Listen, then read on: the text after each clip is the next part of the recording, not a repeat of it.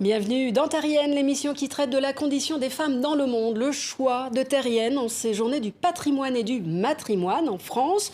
Coup de loupe sur le monde de l'archéologie, un secteur qui n'est pas épargné par le sexisme, comme le montre une exposition itinérante baptisée archéosexisme. Remarques sexistes, gestes déplacés, voire agressions sexuelles, ou encore archéologues rayés des pages d'histoire, comme nous le dit Laura Marie, fondatrice du compte Twitter Peyta Truel. Moi, pendant mes études d'archéologie, c'est toujours les mêmes noms qui reviennent.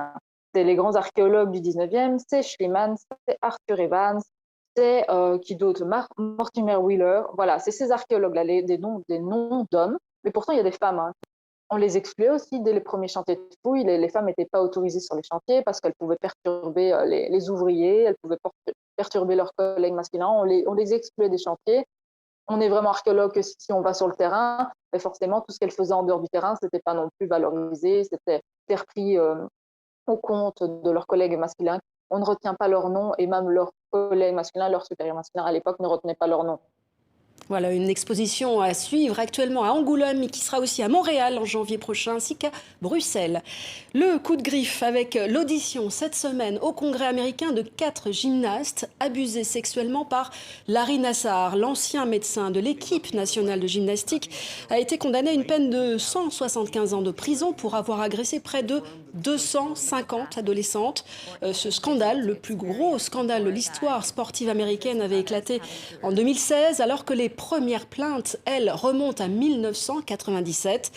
Les sénateurs vont tenter de comprendre les nombreuses défaillances de la police et du FBI qui auraient sans doute pu empêcher bien des agressions.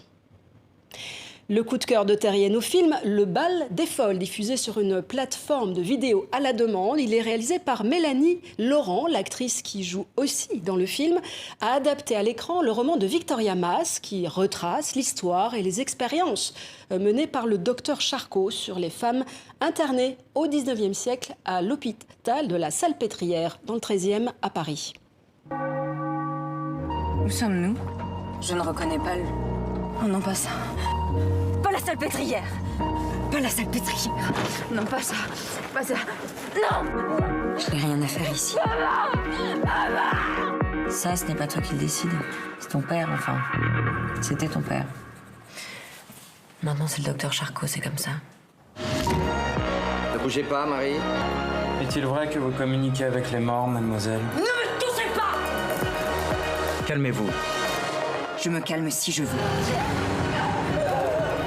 Nous sommes fortes. Nous sommes libres. Nous sommes éternels. Voilà, des infos à retrouver bien sûr sur le site de Terrienne. Quant à nous, eh bien, rendez-vous la semaine prochaine.